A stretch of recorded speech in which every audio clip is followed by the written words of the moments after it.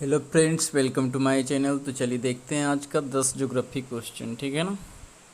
तो आइए देखते हैं पहला क्वेश्चन आज का क्या है। जेट स्ट्रीम सिद्धांत के संदर्भ में निम्नलिखित कथनों पर विचार कीजिए। कर इस सिद्धांत का प्रतिपादन येस्ट द्वारा किया गया है। जेट स्ट्रीम ऊपरी वायुमंडल के बीच अति तीव्रगामी वायु प्रवाह प्रणाली है। भारत में आने वाले दक्षिण पश्चिम मानसून का संबंध उष्ण पूर्वी जेट स्ट्रीम से है। तो यहाँ पे जो है तीनों कथन एक तरह से सही है, ऑप्शन सी करेक्ट हो जाएगा। देख सकते हैं डिस्क्रिप्शन। तो जो हमारे चैनल पे नए हैं, चैनल को जरूर सब्सक्राइब करें ताकि आपको वीडियो मिलता रहे। करें मानसून की उत्पत्ति का जेट स्ट्रीम सिद्धांत। इस सिद्धांत का प्रतिपादन एश द्वारा किया गया है। जेट स्ट्रीम ऊपरी वायुमंडल के बीच, ऊपरी वायुमंडल जिसकी ऊंचाई 9 से 18 किलोमीटर, अति तीव्रगामी वायु प्रवाह प्रणाली है। मध्य भाग में इसकी गति अधिकतम 340 किलोमीटर प्रति घंटा होती है। ये हवाएं पृथ्वी के ऊपर एक आवरण का कार्य करती हैं जो निम्न वायुमंडल के मौसम को प्रभावित करती हैं। भारत में आने वाले दक्षिण पश्चिम मानसून का संबंध उष्ण पूर्वी जेट स्ट्रीम से है। यह 8 डिग्री नॉर्थ से 35 डिग्री नॉर्थ अक्षांशों के मध्य चलती है। कर उत्तर पूर्वी मानसून का संबंध उपोष्ण पश्चिमी पछुआ जेट स्ट्रीम से है। फिर है यह 20 डिग्री से 35 डिग्री उत्तरी एवं दक्षिणी दोनों अक्षांशों के मध्य चलती है। आगे देखते हैं। निम्नलिखित कथनों पर विचार कीजिए। शीतकाल में उपोष्ण पश्चिमी जेट स्ट्रीम संपूर्ण पश्चिमी तथा मध्य एशिया में पश्चिम से पूर्व दिशा में प्रवाहित होती है। क्या है? शीतकाल में उपोष्ण पश्चिमी पछुआ जेट स्ट्रीम संपूर्ण पश्चिमी तथा मध्य एशिया में पश्चिम से पूर्व दिशा में प्रवाहित होती है। तिब्बत का पठार इसके मार्ग में अवरोधक का कार्य करता है एवं इसे दो भागों में बांट देता है। तो ये दोनों कथन भी सही है। आगे देखते हैं इसका डिस्क्रिप्शन क्या है। वो कर रहा है पछुआ पश्चिमी जेट स्ट्रीम द्वारा उत्तर पूर्वी मानसून की उत्पत्ति। शीतकाल में उपोष्ण पश्चिमी जेट स्ट्रीम संपूर्ण पश्चिमी तथा मध्य एशिया में पश्चिम से पूर्व दिशा में प्रवाहित होती है। तिब्बत का पठार इसके मार्ग में अवरोधक का कार्य करता है एवं इसे दो भागों में बांट देता है। एक शाखा तिब्बत के पठार के उत्तर से उसके समांतर बहने लगती है तथा दूसरी दक्षिणी शाखा हिमालय के दक्षिण पूर्व की ओर बहती है। दक्षिण शाखा की माध्य स्थिति फरवरी में लगभग 35 डिग्री नॉर्थ अक्षांश के ऊपर होती है। इसका दबाव स्तर 200 से 300 मिलीबार होता है। पश्चिम विक्षोभ जो भारत में शीत ऋतु में आता है, इसी जेट पवन द्वारा लाया जाता है। रात के तापमान में वृद्धि इन विक्षोभों के आने का सूचक है। कह पश्चिमी जेट स्ट्रीम ठंडी हवा का स्तंभ होता है जो सतह पर हवाओं को धकेलता है। इससे सतह पर भारत के उत्तर पश्चिमी भाग में उच्च दाब का निर्माण होता है। ये शुष्क हवाएं बंगाल की खाड़ी तुलनात्मक रूप से तापमान अधिक होने के कारण निम्न दाब क्षेत्र की ओर प्रवाहित होती हैं। इन हवाओं के कारण ही शीतकाल में उत्तर प्रदेश एवं बिहार में शीतलहर का प्रभाव रहता है। बंगाल की खाड़ी में पहुंचने के बाद ये हवाएं अपनी दाहिनी ओर मुड़ जाती हैं और मानसून का रूप ले लेती हैं। जब पवनें तमिलनाडु के तट पर पहुंचती हैं तो बंगाल की खाड़ी से ग्रहण की गई जलवाष्प से तमिलनाडु में वर्षा करती हैं। आगे देखते हैं। पश्चिमी विक्षोभ के संदर्भ में निम्नलिखित कथनों पर विचार कीजिए।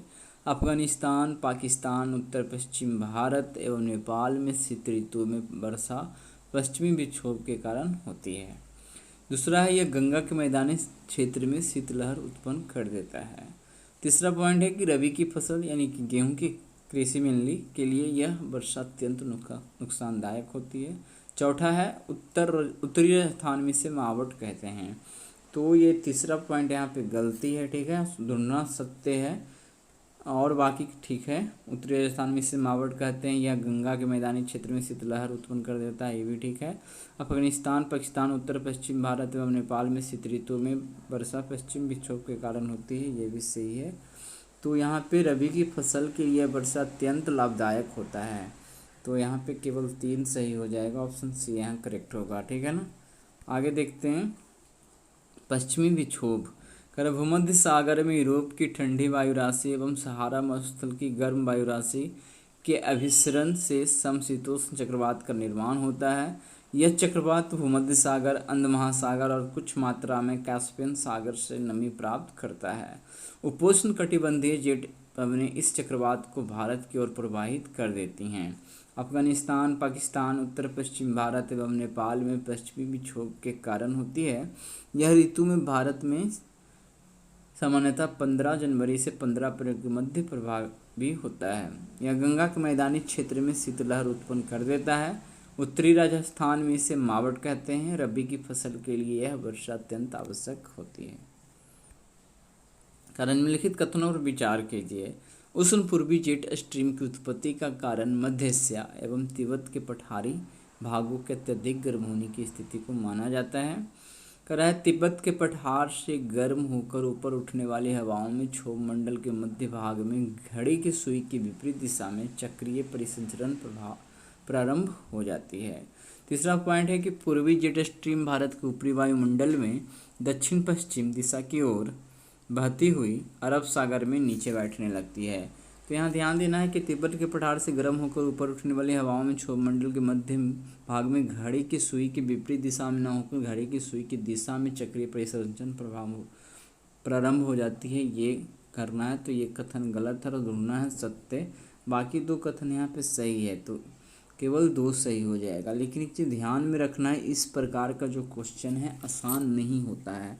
जब तक आपको तीनों ऑप्शन बढ़िया से पता नहीं हो तो आप इसको टिकअप नहीं कर सकते हैं। तो इस बार तो यूपीएससी एक तरह से जो है क्वेश्चन को हार्ड ही कर दिया था, क्योंकि इस प्रकार का जो ऑप्शन था सबसे अधिक डाल दिया था। आगे देखते हैं। उष्ण पूर्वी जेट स्ट्रीम द्वारा दक्षिण पश्चिम मानसून की उत्पत्ति। कह रहा है गर्मी में पश्चिमी जेट स्ट्रीम भारतीय उपमहाद्वीप पर नहीं बहती है। इसका खिसकाव तिब्बत पठार से उत्तर की ओर हो जाता है। इस समय भारत के ऊपरी वायुमंडल में उष्ण पूर्वी जेट स्ट्रीम चलती है।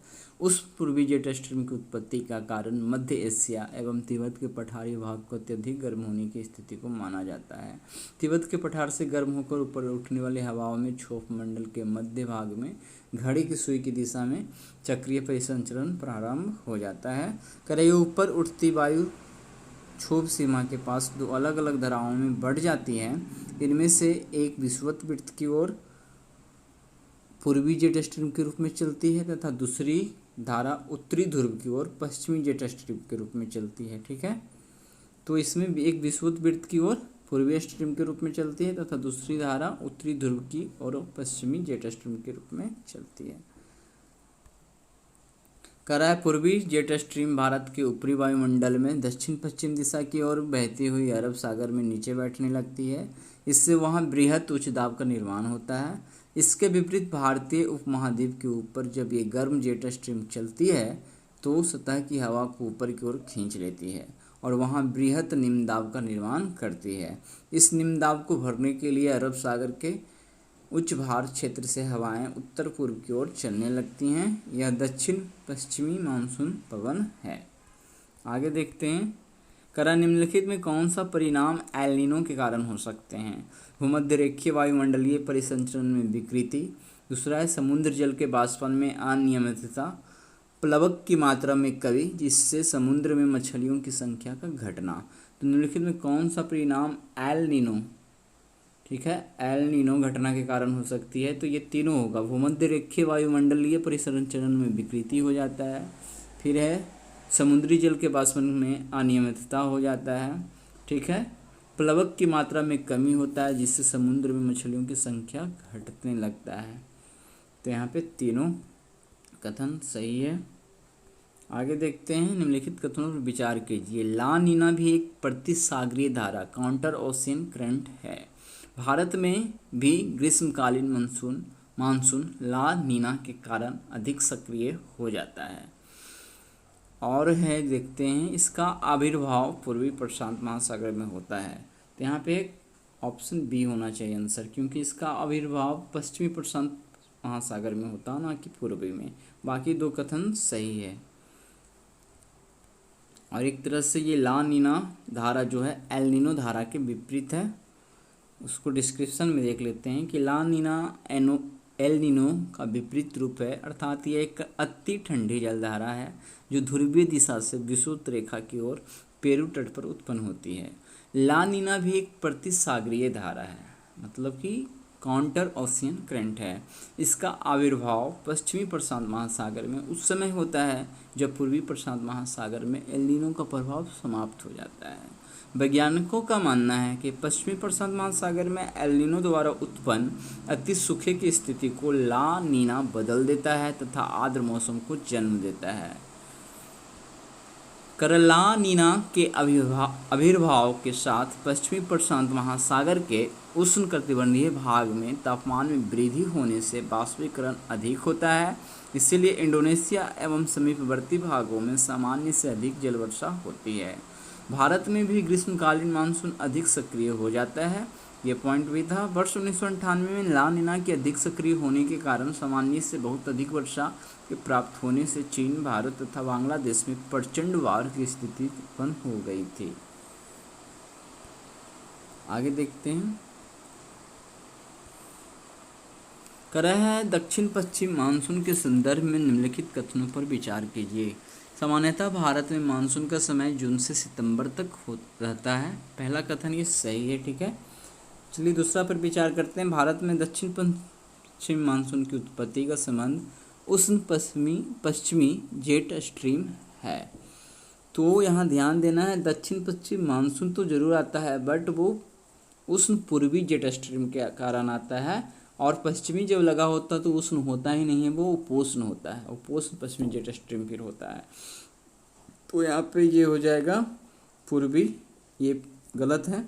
सत्य चुनना है तो ये गलत हो गया। और देखते हैं, दक्षिण पश्चिम मानसून भारत में सर्वप्रथम अंडमान एवं निकोबार तट पर 5 से 10 जून तक पहुँचता है। ध्यान रखना है कि 5 से 10 जून तक ये सामान्यतः जो है 25 मई तक पहुंचता है। इस बार तो लेट हो गया, अलग बात है, लेकिन सामान्यतः की बात किया जा रहा है ना, तो उस स्थिति में यहाँ पे ये गलत हो जाएगा, ठीक है। 25 मई को वहाँ पे तक का कोई डेट नहीं था। ये एनसीईआरटी से रिलेटेड क्वेश्चन हमने यहाँ पे सेट किया है, ठीक है। तो यहाँ पे ये भी गलती है और ये भी गलती है, तो ये सिर्फ सही है, तो ऑप्शन ए यहाँ पे सही होगा 97 में, ठीक है। आगे देखते हैं कि सामान्यतः भारत में मानसून का समय जून से सितंबर तक रहता है। इस समय उत्तर पश्चिमी भारत एवं पाकिस्तान में निम्न वायु दाब का क्षेत्र बन जाता है, अतः उष्णकटिबंधीय अभिसरण क्षेत्र उत्तर की ओर खिसकता हुआ शिवालिक पर्वत के पार चला जाता है। इसके कारण भारतीय उपमहाद्वीप के ऊपर सिंधु गंगा मैदान में एक लंबाकार निम्न दाबीय मेखला का निर्माण होता है, जिसे मानसून गर्त कहते हैं। इस निम्न दाब को भरने के लिए दक्षिणी गोलार्ध में चलने वाली दक्षिणी पूर्वी व्यापारिक पवनें विषुवत रेखा को पार कर पूरब की ओर मुड़ जाती है, ये फेरल के नियमानुसार, तथा दक्षिणी पश्चिमी मानसून पवन का रूप ले लेती है। आगे देखते हैं, भारत में दक्षिण पश्चिम मानसून की उत्पत्ति का संबंध उष्ण पूर्वी जेट स्ट्रीम है। दक्षिण पश्चिम मानसून भारत में सर्वप्रथम अंडमान एवं निकोबार तट पर 25 मई को पहुंचता है, ठीक है। आगे है, फिर 1 जून को चेन्नई एवं तिरुवनंतपुरम तक पहुंचता है। उसके बाद 5 से 10 जून के बीच कोलकाता एवं मुंबई को छूता है। फिर 10 से 15 जून के बीच पटना, अहमदाबाद, नागपुर तक ये पहुंच जाता है। 15 जून के बाद लखनऊ, दिल्ली, जयपुर जैसे शहरों में पहुंचता है। आगे देखते हैं, तमिलनाडु तट वर्षा ऋतु में शुष्क क्यों रह जाता है, ठीक है। तो तमिलनाडु तट वर्षा ऋतु में शुष्क क्यों रह जाता है, तो यहाँ पे है, तो कारण देखते हैं सही है या गलत है। तमिलनाडु तट बंगाल की खाड़ी के मानसूनी पवनों के समांतर पड़ता है। फिर कह रहा है यह दक्षिण पश्चिम मानसून की अरब सागर शाखा के वृष्टि क्षेत्र में स्थित है। तो इस प्रकार से ये दोनों कथन जो है ना, क्या है, तमिलनाडु तट वर्षा ऋतु में शुष्क क्यों रह जाता है उसके कारण से संबंधित है, इसलिए ऑप्शन सी यहाँ पे सही है, ठीक है। वही दोनों है, इसके लिए आगे बढ़ते हैं। कह रहा है मानसून वर्षा की विशेषताओं के संदर्भ में विचार कीजिए। दक्षिण पश्चिम मानसून से प्राप्त होने वाली वर्षा मौसमी है जो जून से सितंबर के दौरान होती है। ठीक है, इस प्रकार का क्वेश्चन पीछे हमने देखा है। कह रहा समुद्र से बढ़ती दूरी के साथ मानसूनी वर्षा में घटने की प्रवृत्ति पाई जाती है। ये भी विशेषता है मानसूनी वर्षा का भारत में। कह रहा ग्रीष्मकालीन वर्षा मूसलाधार होती है जिससे बहुत सा पानी बह जाता है और मिट्टी का अपरदन होता है। फिर चौथा है मानसूनी वर्षा का स्थानिक वितरण भी असमान है जो 12 सेंटीमीटर से लेकर 250 सेंटीमीटर के बीच वितरित है। तो ये चारों कथन सही है एक तरह से। आगे देखते हैं मानसूनी वर्षा की विशेषताएं। कह रहा है दक्षिण पश्चिम मानसून से प्राप्त होने वाली वर्षा मौसमी है जो जून से सितंबर के दौरान होती है। मानसूनी वर्षा मुख्य रूप से उच्चावच अथवा भू आकृति द्वारा नियंत्रित होती है। उदाहरण के तौर पर पश्चिमी घाट की पवनाभिमुखी की ढाल 250 सेंटीमीटर से अधिक वर्षा करती है। इसी प्रकार उत्तर पूर्वी राज्यों में होने वाली भारी वर्षा के लिए भी वहाँ की पहाड़ियों और पूर्वी हिमालय उत्तरदायी हैं। करा समुद्र से बढ़ती दूरी के साथ मानसूनी वर्षा में घटने की प्रवृत्ति पाई जाती है। दक्षिण पश्चिम मानसून अवधि में कोलकाता में 119 सेंटीमीटर, पटना में 105 सेंटीमीटर, इलाहाबाद में 76 सेंटीमीटर तथा दिल्ली में 56 सेंटीमीटर वर्षा होती है। करा चौथा नंबर है किसी एक समय में मानसूनी वर्षा कुछ दिनों तक लगातार होती है तथा इनके बीच कुछ सूखे अंतराल भी आते हैं जिन्हें विभंग या विच्छेद कहा जाता है। वर्षा के इन विच्छेदों का संबंध उन चक्रवाती अवदाबों से है जो बंगाल की खाड़ी के शीर्ष पर बनते हैं और मुख्य भूमि में प्रवेश कर जाते हैं। इन अवदाबों की बारंबारता और गहनता के अतिरिक्त इनके द्वारा अपनाए गए मार्ग भी वर्षा के स्थानिक वितरण को निर्धारित करते हैं। करा ग्रीष्मकालीन वर्षा मूसलाधार होती है जिससे बहुत सा पानी बह जाता है और मिट्टी का अपरदन होता है। भारत की कृषि प्रधान अर्थव्यवस्था में मानसून का अत्यधिक महत्व है क्योंकि देश में होने वाली कुल वर्षा का 3/4 भाग दक्षिणी पश्चिम मानसून से प्राप्त होता है। आगे देखते हैं मानसूनी वर्षा का स्थानिक वितरण भी असमान है जो 12 सेंटीमीटर से 250 सेंटीमीटर के बीच वितरित है। करा कई बार पूरे देश में या इसके एक भाग में वर्षा का आरंभ काफ़ी देर से होता है। नौवां है साथ ही कई बार वर्षा सामान्य रूप से पहले समाप्त हो जाता है। इससे खरीफ फसलों को तो नुकसान पहुंचता ही है, शीतकालीन फसलों को भी बोने में कठिनाई आती है। ठीक है, चलिए अभी भी आपको वर्षा का आवाज़ हो सकता है सुनाई दे रहा हो, इसलिए हम वीडियो नहीं रिकॉर्ड कर रहे थे, लेकिन अब चलिए फिर भी करना ही पड़ेगा। करा है लौटते हुए मानसून पवने अरब सागर से जल वाष्प ग्रहण करके उत्तर पूर्वी मानसून के रूप में तमिलनाडु में वर्षा करती है। यहाँ पे है कि लौटती हुई मानसून पवने अरब सागर से जल वाष्प ग्रहण करके, नहीं ये अरब सागर से जल वाष्प नहीं ग्रहण करता है, बंगाल की खाड़ी से करता है, इसीलिए पहला कथन तो ऐसे ही गलती हो गया। कह रहा है नवंबर एवं दिसंबर का महीना ग्रीष्म ऋतु से शीत ऋतु में परिवर्तन का काल होता है जिससे मानसून के निवर्तन मतलब लौटने की बात होता है। ऋतु निवर्तन से मानसून की वापसी भी या फिर मानसून की वापसी भी इसे कहा जाता है। तो ये ध्यान देना है कि लौटती हुई मानसून पवने जो है बंगाल की खाड़ी से जल वाष्प ग्रहण करके उत्तर पूर्वी मानसून के रूप में तमिलनाडु में वर्षा करती है। तो पहला कथन गलत है। दूसरा है कि नवंबर से दिसंबर नहीं, अक्टूबर से नवंबर का महीना जो है ग्रीष्म वर्षा ऋतु से शीत ऋतु में परिवर्तन का काल होता है जिससे मानसून के निवर्तन की ऋतु या मानसून की वापसी भी कहा जाता है। इस प्रकार से ऑप्शन डी यहाँ पे सही हो जाएगा क्योंकि दोनों गलत है ना, कथन सही चुनना था। तो आज हमने देख लिया, चलिए इसका थोड़ा डिस्क्रिप्शन देख लेते हैं कि मानसून के पीछे हटने या लौट जाने को मानसून का निवर्तन कहा जाता है। सितंबर के आरंभ से उत्तर पश्चिम भारत से मानसून पीछे हटने लगता है और मध्य अक्टूबर तक यह दक्षिण भारत को छोड़ से समस्त भारत से निवर्तित हो जाता है। लौटती हुई मानसून पवने बंगाल की खाड़ी से जल वाष्प ग्रहण करके उत्तर पूर्वी मानसून के रूप में, ये ध्यान देना है, उत्तर पूर्वी मानसून के रूप में तमिलनाडु में वर्षा करती है। आगे है मानसून के निवर्तन की ऋतु। कर अक्टूबर एवं नवंबर का महीना ग्रीष्म वर्षा ऋतु से शीत ऋतु में परिवर्तन का काल होता है जिसे मानसून की निवर्तन की ऋतु या मानसून की वापसी भी कहा जाता है। सितंबर के अंत में सूर्य के दक्षिणायन होने की स्थिति में गंगा के मैदान पर स्थित निम्न वायुदाब की द्रोणी भी दक्षिण की ओर खिसकना आरंभ कर देती है। इससे दक्षिण पश्चिम मानसून कमजोर पड़ने लगता है। अक्टूबर नवंबर के दौरान दक्षिण की ओर सूर्य की आभासी गति के कारण मानसून गर्त या निम्न दाब वाला गर्त उत्तरी मैदान के ऊपर शिथिल हो जाता है। धीरे धीरे उच्च दाब प्रणाली इसका स्थान ले लेती है। दक्षिण पश्चिम मानसून शिथिल हो जाता है तथा धीरे धीरे पीछे की ओर हटने लगता है। अक्टूबर के प्रारंभ में मानसूनी पवनें उत्तर के मैदान से हट जाती है। तो इस प्रकार से अब आज हमने 10 क्वेश्चन ज्योग्राफी का देख लिया। तो कल मिलते हैं इकोनॉमिक का वीडियो लेकर। तो तब तक हमारे चैनल पर बने रहें, वीडियो को देखते रहें। धन्यवाद।